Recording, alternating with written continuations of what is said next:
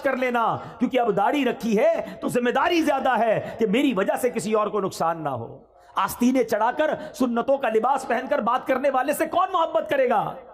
اور میں سچ بتاؤں، دل جلتا ہے کہ اس طرح کے کردار کے جس کے اندر کردار کی خامیاں ہوتی ہیں، وہ پھر نبی پاک کی سنتوں کے خلاف لوگ بات کرتے ہیں، مذہبی لوگوں کے خلاف بات کرتے ہیں کہ دیکھو مذہبی لوگ ایسے ہوتے ہیں۔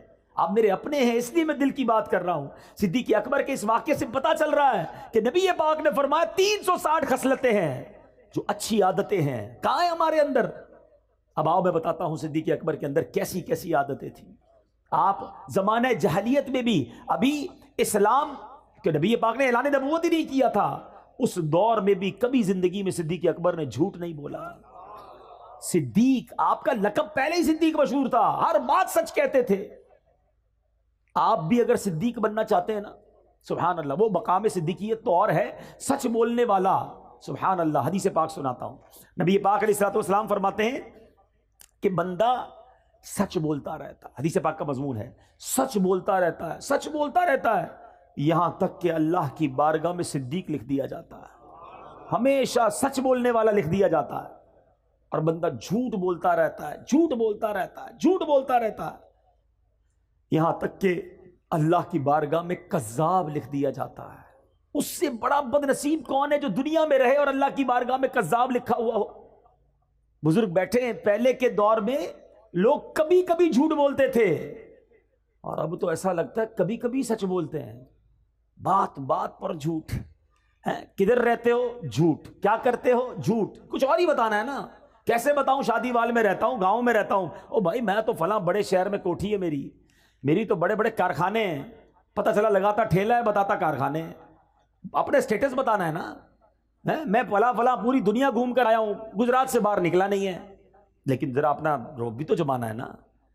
کیوں جھوٹ بولنا ہے؟ کیوں لوگوں کو راضی کرنے کے لیے اللہ کو ناراض کرنا ہے؟ اچھا، پھر ایک اور الگ کہانی ہے کہ جناب چٹکلے سنانے کے لیے، لطیفے جس کو کہتے ہیں، ہنسانے کے لیے، کامیڈی کرنے کے لیے جھوٹ بولنا ہے۔ یاد رکھو، حدیث پاک کا مضمون ہے کہ جو ہنستے ہنستے گناہ کرے گا، قیامت کے دن روتے روتے جہنم میں ڈالا جائے گا۔ تم لوگوں کو راضی کرنے کے لیے جھوٹ بول رہے ہو، لوگوں کو راضی کرنے کے لیے، کامیڈی کرنے کے لیے، لوگوں کو خوش کرنے کے لیے اللہ کو ناراض کر رہے ہو۔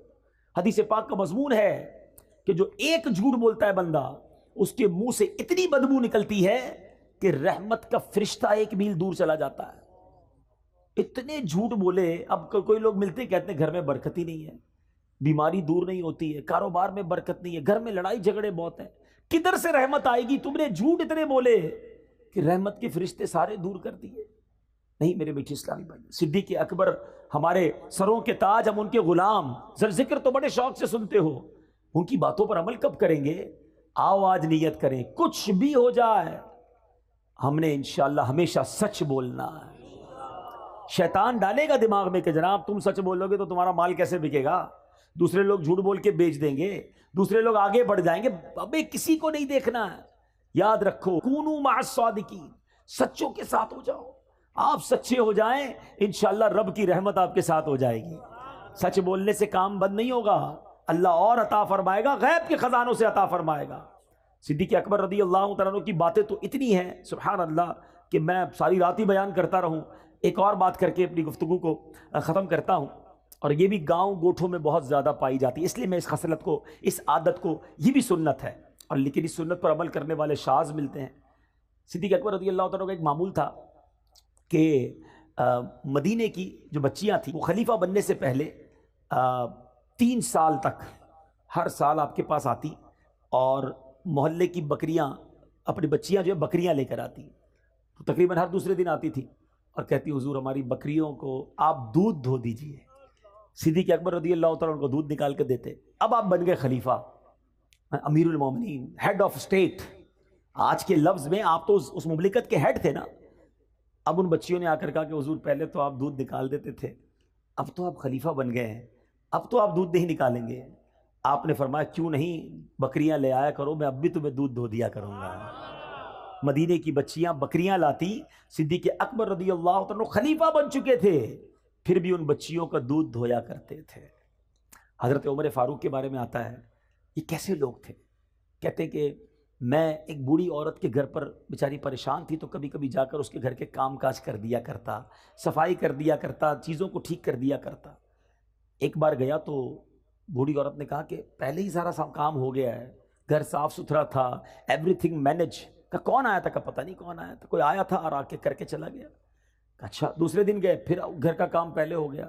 تیسرے دن گئے، پھر گھر کا کام حضرت عمر سے پہلے ہو گیا، عمر فاروق رضی اللہ عنہ سے پہلے۔ کہتے کون ہے جو مجھ سے پہلے آ کر گھر کے سارے کام کر جاتا ہے؟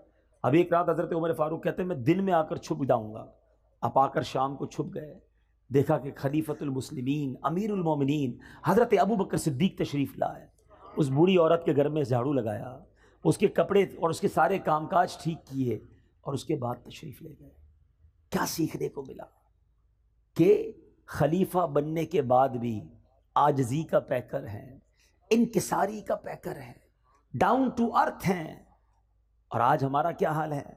تھوڑے پیسے مل جائیں، تھوڑی نمبرداری مل جائے، کسی ملک کا ویزا لگ جائے، او ہو، پھر تو ہمارا سٹائل ہی الگ ہے نا۔ پہلے محلے میں کوئی جانتا نہیں تھا، آج تھوڑا نام پاکستان میں مشہور ہو جائے پھر تو انداز ہی بدل جاتا ہے۔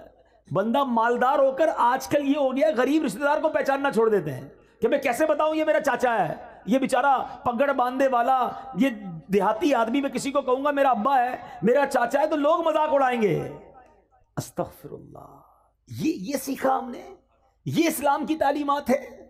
یقین کرو میرے بیٹھے اسلامی بھائیوں، تکبر ایسا گناہ ہے، اللہ کو اتنا ناپسند ہے کہ روایتوں کا مضمون ہے کہ متکبر کو قیامت کے دن چوٹیوں کی شکل میں لایا جائے گا اور لوگ مسل مسل کر اس کے اوپر سے گزر رہے ہوں گے۔ تکبر ہی تو کیا تھا شیطان نے۔ حضرت آدم علیہ السلام کے سامنے دیکھ کر کیا کہا تھا؟ انا خیر من، میں اس سے بہتر ہوں، اے اللہ تو نے اس کو مٹی سے بنایا، مجھے آگ سے بنایا ہے۔ ایک تکبر کیا اور اللہ کی بارگاہ سے مردود قرار دے دیا گیا۔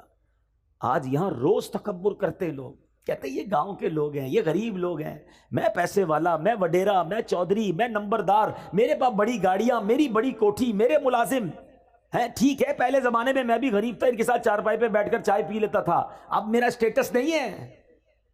خلیفۃ المسلمین ہے اور بچیوں کی بکریوں کا دودھ دھو رہے ہیں۔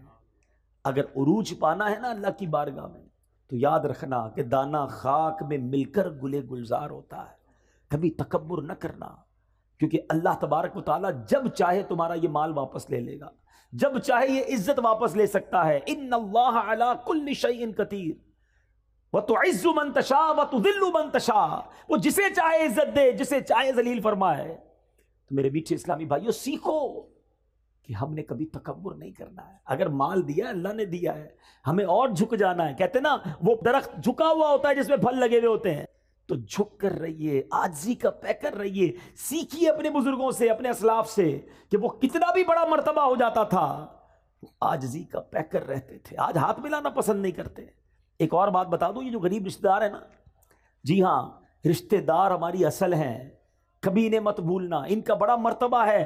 عام مسلمان کو صدقہ دو تو ایک ثواب ہے، احادیث کا مضمون ہے اگر کوئی اپنے رشتہ دار کو صدقہ دے اس کو ڈبل ثواب ملتا ہے، ایک صدقے کا ثواب، ایک رشتہ داری نبھانے کا ثواب۔ لیکن دنیا کے ساتھ بڑے اچھے رشتہ داروں کو بھولے ہوئے ہیں۔ اور ایک اور بات بتا دوں، بے شک انٹرنیٹ پر 5000 دوست بن گئے ہیں، کئی گروپس کے فالوورز بن گئے ہیں، آپ کے بہت سارے لائکس بڑھ گئے ہیں، سارا دن انہی کے ساتھ لگے ہوئے ہیں، نہ ماں کے لیے ٹائم، نہ والد کے لیے ٹائم، نہ رشتہ دار، نہ چاچا، نہ ماموں ہیں۔ جب بیمار پڑو گے نا بستر پر، تو وہ 5000 فرینڈز جو انٹرنیٹ پہ بنائیں، کوئی بھی بستر کے کنارے کھڑا نہیں ہوگا، وہی بھائی، وہی بہن، وہی ماموں، وہی چاچا، یہی لوگ کام آئیں گے۔ مرنے کے بعد بھی انہوں نے ہی ہمیں یاد کرنا ہے۔ خدا را ان کی قدر کرو اور کبھی ان کا دل نہ توڑو، اور پھر عاجزی کا پیکر بن کر رہیں۔ جو تکبر کرتا ہے وہ برباد کر دیا جاتا ہے۔ آخری حدیث سنا دیتا ہوں کہ کتنی بری بلا ہے تکبر، کہ جس کے دل میں رائی کے دانے کے برابر تکبر ہوگا۔ نبی پاک فرماتے ہیں جس کا مضمون ہے رائے کا دانہ ہوتا کتنا ہے، اتنا سا، سمجھایا کیسے پیارے انداز، اتنا بھی تکبر ہوگا، وہ جنت میں داخل نہیں ہوگا۔ جنت میں جانا ہے نا، تو دل کو تکبر سے پاک کر لیں، ہمیشہ سب کو عزت دیں، سب کو پیار دیں۔ بلکہ میں آپ کو ایک مشورہ دیتا ہوں، جب آپ دیکھیں نا کوئی بیچارہ غریب سے کپڑوں میں ہے، یا ایسا ہے جس کو لگتا ہے یہ بہت بیچارہ پریشان ہے، اس کو کوئی عزت نہیں دے رہا ہوگا، آگے بڑھ کے آپ اسے سینے لگا لیا کرو۔ یقین کرو اتنا اس کو بھی مزہ آئے گا اور آپ کو بھی مزہ آئے گا، اس کی آنکھوں میں چمک آ جائے گی۔ بعض اوقات تو رو پڑتا ہے سامنے والا کہ شاید کئی مہینے ہو گئے کسی نے سینے نہیں لگایا تھا، کسی نے پیٹ نہیں تھپکی، کسی نے طبیعت نہیں پوچھی۔ طبیعت پہ نہیں پوچھتے، غریبوں کا خیال رکھے۔ یہ جو بعض اوقات یہ ٹھیلے پہ لوگ بیچ رہے ہوتے ہیں نا، کوئی چنے بیچ رہا ہوتا ہے، کوئی بیچارہ بھٹا بیچ رہا ہوتا ہے، جو چھوٹی چھوٹی چیزیں بیچتے ہیں، اللہ نے اگر آپ کو دیا ہے نا، یہ اچھے لوگ ہیں، یہ مانگ نہیں رہے، یہ مزدوری کر کے پھل بیچ کر کام کر رہے ہیں۔ کبھی آپ دیکھیں کوئی سفید داڑھی والا، یار میرے والد کی جگہ ہے، کوئی بڑا بزرگ، کوئی ایسا شخص آپ کو بڑا نظر آئے نا، اپنی گاڑی اپنی اسکوٹر روکیں، اس سے تھوڑے چنے خرید لیں۔ آپ کو نہیں چاہیے نا، کوئی بات نہیں، اگلے اسٹاپ پہ کوئی اور بیچارہ غریب نظر آئے گا، اس کو دے دیجیے گا۔ ہو سکتا ہے یہ اسی 50-100 روپے کے انتظار میں بیٹھا ہے کہ یار 100 روپے کی کمائی اور ہو جائے تو اپنا ٹھیلا بند کروں، گھر جاؤں بچوں کے پاس۔ وہ 100 روپے آپ اس کا کام کروا دو یار، اللہ دیکھ رہا ہے۔ جس کو اللہ نے نوازا ہے دل جیتو، ان لوگوں کی دعائیں لو۔ مگر آج ان ٹھیلے والوں کو بھی لوگ گالیاں دے رہے ہوتے ہیں۔ غریب ہے نا، کر تو کچھ نہیں سکتا ہے، غریب بیچارہ کوئی سگنل پہ آ گیا، اس کو برا بھلا کہہ کے چلے جائیں گے۔ اس طرح نہ کیا کریں، کبھی بھی کسی کی ہائے نہ لیں، دعائیں لیں۔ آپ کو لوگ دعائیں دیں گے، آپ ترقی کریں گے، آپ کی مشکلیں آسان ہو جائیں گی۔ تو بہرحال آج اس مختصر سے بیان میں، ورنہ باتیں تو بہت ساری ہیں۔ صدیق اکبر رضی اللہ تعالیٰ عنہ کو اللہ نے کیسی خصلتوں سے، کیسی عادتوں سے نوازا تھا، اور سب سے بڑی عادت، سب سے بڑی خصلت، بلکہ آپ کی زندگی کا اگر میں کہوں سینٹرل پوائنٹ کیا تھا، وہ نبی پاک پر ایسے فدا تھے، ایسے عاشق تھے۔ اگر سیکھنا ہو عشق رسول کسے کہتے ہیں، نبی پاک پر اپنا سب کچھ فدا کیسے کرتے ہیں، تو وہ صدیق اکبر رضی اللہ تعالیٰ عنہ سے سیکھنے کو ملتا ہے۔ اللہ ان کے صدقے ہمیں بھی عاشق رسول بنا دے، نبی پاک پر اپنا تن من دھن سب قربان کرنے کا جذبہ عطا فرمائے۔ الحمدللہ دعوت اسلامی کے مدنی ماحول میں ایسی پیاری باتیں سیکھی اور سکھائی جاتی ہیں۔ آپ بھی اس مدنی ماحول سے وابستہ رہیے، اجتماعات میں آتے رہیے، مدنی قافلوں میں سفر کیجیے، انشاءاللہ ہمارے اندر بھی عاجزی آ جائے گی، ہم بھی سچے ہو جائیں گے، ہم بھی کردار کی سنتوں پر عمل کرنے والے بن جائیں گے۔ آمین بجاہ النبی الامین صلی اللہ تعالیٰ علیہ وسلم۔ میرے اعمال کی اصلاح کرم سے